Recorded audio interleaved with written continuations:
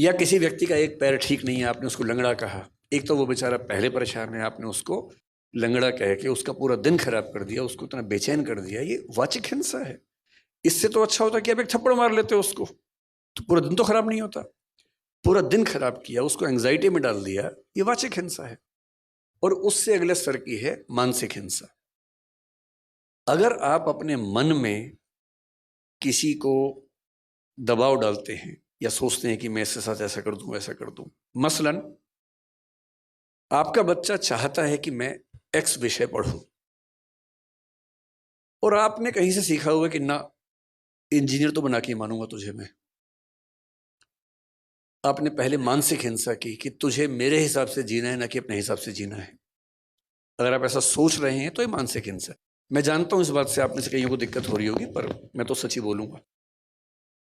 अगर आपने मन में ठान लिया है कि कोई मेरे हिसाब से ही जिएगा, ये मानसिक हिंसा है।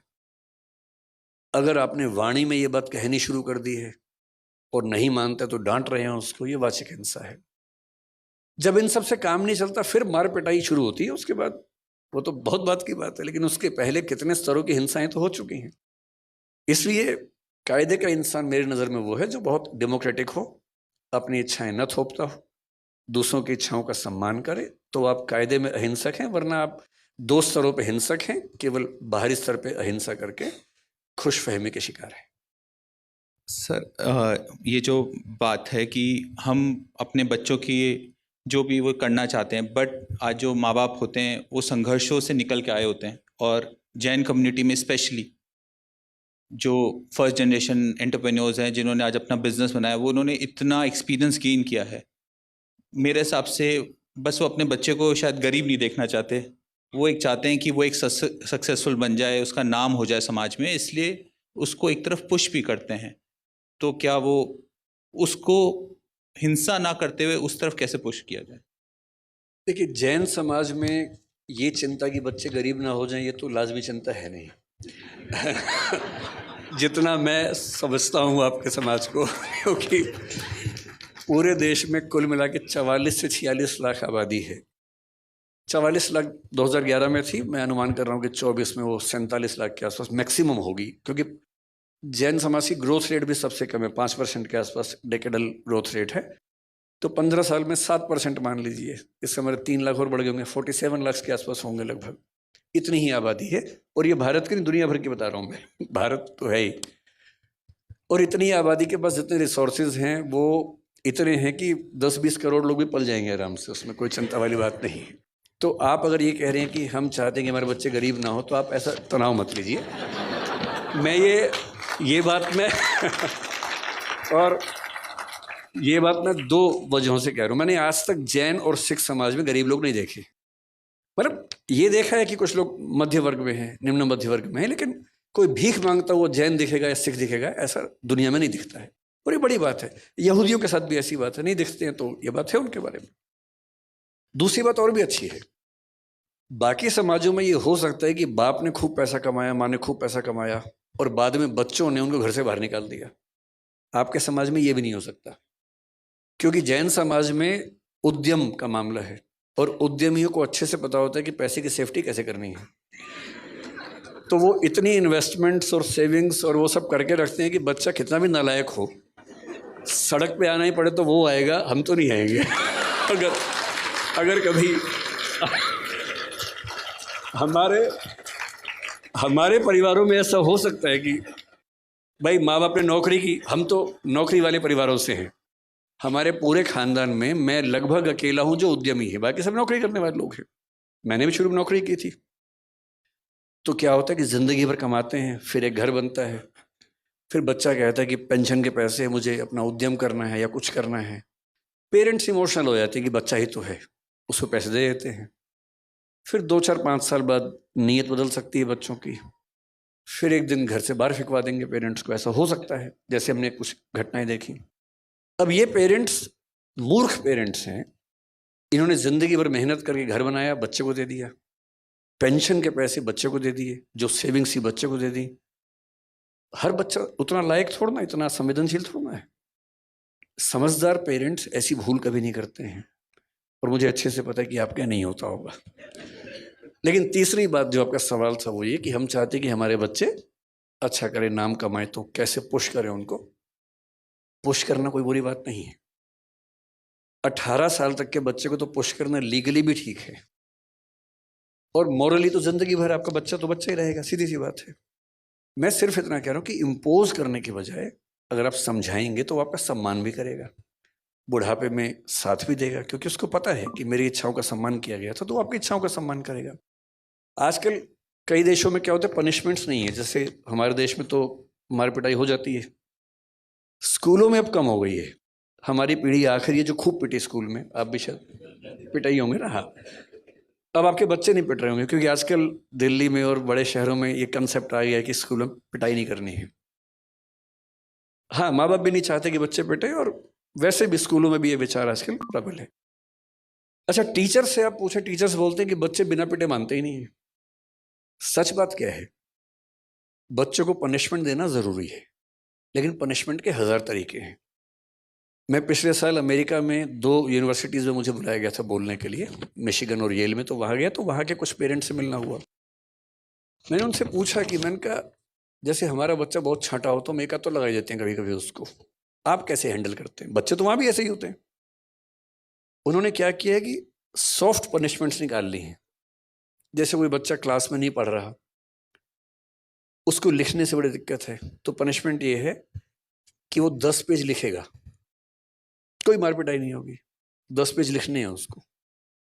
कोई बच्चा बहुत बातूनी है, बहुत बात कर रहा, नहीं मान रहा, उसकी पनिशमेंट क्या है? अगले 4 घंटे तक वो अकेला बैठेगा, किसी से बात नहीं करेगा। उसके लिए वही इतनी बड़ी पनिशमेंट हो जाती है कि 4 घंटे चुप बैठना है। तो उसके बाद फिर वो कंट्रोल में आता है। 10 पेज लिखने हैं तो कंट्रोल में आता है। और उस पनिशमेंट से क्या हुआ? फायदा हो गया, लिखना भी सीख गया। तो जो मैं कह रहा हूँ, बच्चों को पुश करना ठीक है, मोटिवेट करना ठीक है, परसुएट करना ठीक है, समझाना ठीक है। कोई बच्चा कहे कि मैं तो पापा राइटर बनना चाहता हूँ, सीए नहीं बनना चाहता, समझाइए उसको। और बच्चे बड़े समझदार होते हैं, उनको बस दोनों पक्ष समझाने होते हैं। आप 4 अच्छे सीए से मिलवा दीजिए, 4 अच्छे राइटर से मिलवा दीजिए, और जब उनसे मिल के सारी बातें समझेंगे तो उनको खुद समझ में आएगा कि मेरे लिए क्या सही बात। और मैंने देखा है कि 90% से ऊपर मामलों में ठीक परसुएशन मिल जाए, ठीक से समझा दिया जाए, तो बच्चे समझ जाते हैं। और फिर वो, उनको सेंस ऑफ ऑनरशिप होती है कि ये फैसला मैंने पूरे होशो हवास में खुद लिया था, मैं इसके लिए जिम्मेदार हूँ। फेल भी हुआ तो जिम्मेदारी मेरी है, न कि मेरे माँ बाप की है। ये सेंस ऑफ ओनरशिप बहुत महत्वपूर्ण चीज़ है। सर, सेंस ऑफ ओनरशिप जो आज बात करते हैं, आज के पेरेंट्स, हमारी जनरेशन तो ऐसे रही है कि ऊपर भी पिटी और अब नीचे भी पिट रही है। तो लेकिन जो आज के पेरेंट्स हैं, पहले का तरीका था कि अब बच्चे को हमेशा कड़ाई में रखो, बट आज के पेरेंट्स का ये हो गया कि जो हमें नहीं मिला वो हमारे बच्चों को मिलना चाहिए। और बच्चों को सब कुछ मिलता है जो उनके विकास के लिए ज़रूरी है, बट इतना कुछ मिल जाता है वो डिस्ट्रैक्ट हो जाते हैं। वो एक उस पर उनको उस चीज़ का नहीं मिलता कि मेरे को ये सब कुछ मिल रहा है, और वो फोकस कैसे बच्चों के लिए। क्योंकि एक कवि है जिसने, मैं उसकी कुछ पंक्तियाँ यहाँ पे बोलना चाहूँगा। लोहा जितना तपता है उतनी ही ताकत भरता है, सोने को जितनी आग लगे वो उतना प्रखर निकलता है, सूरज जैसा बनना है तो सूरज जैसा जलना होगा, नदियों सा आदर पाना है तो पर्वत छोड़ निकलना होगा। तो बच्चों को कि सब कुछ मिल रहा है तो कैसे एक डायरेक्शन के लिए आगे जाएं? मतलब 3 बातें इसमें हैं। पहली बात यह कि आपने स्ट्रगल किया, हमने स्ट्रगल किया, हम चाहते हैं कि हमारे बच्चों को स्ट्रगल ना करना पड़े। बहुत जेन्युइन सी फीलिंग है। ये केवल मनुष्यों में नहीं, हर प्राणी में फीलिंग है कि उनके बच्चों को संघर्ष ना करना पड़े। तो हम भी ऐसा चाहते हैं, हर कोई चाहता है। लेकिन होता क्या है कि जो हमारा थॉट पैटर्न है, रियलिटी उसके ठीक विपरीत है। जैसे आप हैं, मैं हूं, और बहुत लोग हैं जिन्होंने बहुत स्ट्रगल करके अचीवमेंट्स हासिल की। जब वो अपने बच्चों को सुविधाएं देते हैं, उनका लॉजिक क्या होता है कि बेटा हम तो लाइट भी नहीं आती थी, टेबल लैंप जलाते थे। टेबल क्या, वो जो डिबरी वाला होता था, ऑयल वाला जो लैंप होता था, लालटेन जलाते थे, उससे पढ़ते थे। तुम्हें तो एसी, पंखा, कूलर सब कुछ मिला हुआ है, इतने बढ़िया लाइट्स मिली हुई हैं, लाइट भी नहीं जाती है, जनरेटर भी लगा हुआ है। बेटा एक तो हमारे पुरानी पीढ़ी में सब पेरेंट्स का स्कूल नदी के उस पार ही था। हमारा स्कूल तो नदी के उस पार था। मैं परेशान हूँ कि सारे स्कूल नदी के उस पार थे, तो लोग इस पार क्यों रहते थे? उसी पार रह रहे थे। पर पर सभी के पिताजी नदी के उस पार पढ़ते थे, और नदी पे पुल भी नहीं होता था। नदी पैदल पार करते थे, 10 मील दूर चल के जाते थे, फिर स्कूल में स्ट्रगल होती थी। ये हम सब ने सुना है। लेकिन उनके बच्चों को सुविधाएं बेहतर मिली, हमारे बच्चों को और मिल रही हैं। लेकिन जो सही लॉजिक है वो क्या है? कोई व्यक्ति इतना महान इसलिए बना, इतना अच्छा इसलिए बना कि उसने स्ट्रगल की थी, क्योंकि स्ट्रगल करने से उसके अंदर जो स्मार्टनेस आती है उसके बिना आ ही नहीं सकता।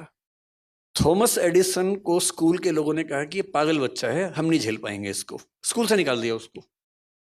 उसकी माँ बड़ी समझदार थी, तो बच्चे को माँ लेके आई घर। बच्चे ने पूछा, मम्मी मैं स्कूल नहीं जाऊंगा कल से? तो बोली, हाँ बेटा, क्यों? तो उसने कहा, प्रिंसिपल कह रहे थे कि बाकी बच्चे तुम्हारे साथ चल नहीं पाएंगे। बात तो सही बोली, पर दूसरे तरीके से बोली। घर में पढ़ाया, 12 साल की उम्र में उसको सेल्समैन बना दिया। 14 साल की उम्र में वो टेलीकॉम ऑपरेटर बना पहली बार। जिज्ञासा पैदा हुई, रिसर्च करने लगा। करते करते उसने 20-25 की उम्र में, जिसको हम फोनोग्राफ कहते हैं, उसका आविष्कार किया। और वो आदमी जिसको स्कूल ने पागल कह के, मेंटली रिटार्डेड कह के निकाला था, 1078 पेटेंट उसके नाम पे हैं। ये वो बच्चा था, क्योंकि उसको स्ट्रगल मिली। जिसको स्ट्रगल नहीं मिलेगी कोई खास तीर नहीं मार पाएगा। सही बात है। इसलिए अगर आप चाहेंगे आपके बच्चों को सारी सुविधाएं मिले, तो एवरेज लोग बनेंगे, बहुत खतरनाक किस्म के लोग बनेंगे, इस पर के चांसेस कम है। तो तरीका ये है कि सुविधाएं दें, थोड़ा सा लिमिट करें, और कोशिश करें कि किसी एक मामले में फायर उनके अंदर पैदा हो। किसी एक मामले में उनको 10 ऑप्शन दीजिए कि भाई तुम्हें खेलना है तो 4 दिन ये खेल खेल के देखो, क्रिकेट खेल के देखो, फुटबॉल खेल के देखो। जिस खेल में उनका एप्टीट्यूड ठीक से काम करे, उनका मन भी लग जाए, उसमें आगे बढ़ाइए।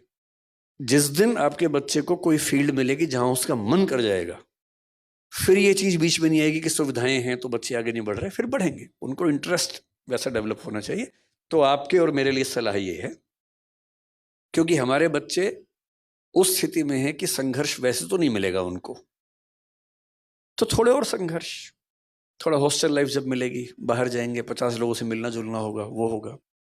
एक ऐसी फील्ड चुनवा दीजिए जो उनके इंटरेस्ट की हो, और उसमें उनका मन करे कि मैं कमाल कर दूं, तो फिर आप पाएंगे वो सारे सिम्टम्स दिखेंगे जो हमें अभी नहीं दिख रहे। एक इसमें आखिरी छोटी सी बात मैं आप सबसे रिक्वेस्ट करूंगा। देखिए, मेरा एक बेटा है, एक बिटिया है, जो मतलब हमारे भाई साहब की बेटी है, हमारे साथ रहती है। दोनों बच्चे 17 साल के भी हैं, 18 के होने वाले हैं। एकदम सामान्य बच्चे हैं, पढ़ने में भी सामान्य हैं, हर चीज में सामान्य है। ज्यादा स्ट्रेस लेना नहीं है, साधारणता को एंजॉय करना है। हर बच्चा महान नहीं बन सकता। और एक बात और ध्यान रखनी है, जब तक स्पार्क ना हो आप कुछ बड़ा नहीं कर सकते। और स्पार्क हर व्यक्ति के जीवन में अलग अलग टाइम पे आता है। विवेकानंद जब तक रामकृष्ण परमहंस से नहीं मिले थे, वो स्पार्क नहीं आया था। वहां जाके स्पार्क आया, तब वो महान बने। महावीर स्वामी 30 की उम्र में घर से निकले, और उसके बाद 12 साल तपस्या की उन्होंने। भगवान बुद्ध 28 की उम्र में घर से निकले। आप पाएंगे जितने महान लोग हैं, लगभग 28 से 35 के बीच की एज में वो महानता के पहले बिंदु पर पहुंचते हैं। और हम 13 साल में, 14 साल में उम्मीद करें कि बच्चा कमाल कर दे। उस स्पार्क का वेट कीजिए, चिंगारी कभी तो लगेगी। वो चिंगारी जब लगेगी कमाल हो जाएगा, आप चिंता मत कीजिए। चिंगारी का इंतजार कीजिए, चिंगारी का माहौल बनाइए, घास फूस इकट्ठा करते रहिए, ताकि चिंगारी आए तो आग लग जाए। बस हमारा उतना ही काम है। आपने थॉमस एडिसन का कहा कि वो सेल्समैन बना। सेल्समैन तो आप भी बने थे, आपने कैलकुलेटर बेचे। तो जब जिंदगी का आपका वो पड़ाव आया, जब आप डाउन एंड डस्टेड थे, तो वहाँ से कैसे उठे? मैं 16.5 की उम्र में DU में पढ़ने आया था, और घर में कुछ ऐसी दुर्घटनाएं हुई कि मुझे 17.25 साल की उम्र से नौकरी करनी शुरू करनी पड़ी। जैन समाज में शायद ये सामान्य बात है, 15-16 साल में बच्चा गले पे बैठ ही जाता है आपके समाज में। मैंने सुना है कि ऐसी ट्रेनिंग होती है और ये ट्रेनिंग का बड़ा अच्छा तरीका है, क्योंकि जब मैंने पहली बार एक जैन को ये बात बताई, बोला हमारे तो होता ही है, इसमें क्या खास बात है। तो मैंने कहा हमारे नहीं होता भाई, हमारे लिए तो ये अलग बात थी। तो मैंने करीब 17 साल की उम्र में सेल्समैन की नौकरी की, कैलकुलेटर्स बेचता था उन दिनों। अच्छा टाइम था, खूब दुत्कारा जाता था।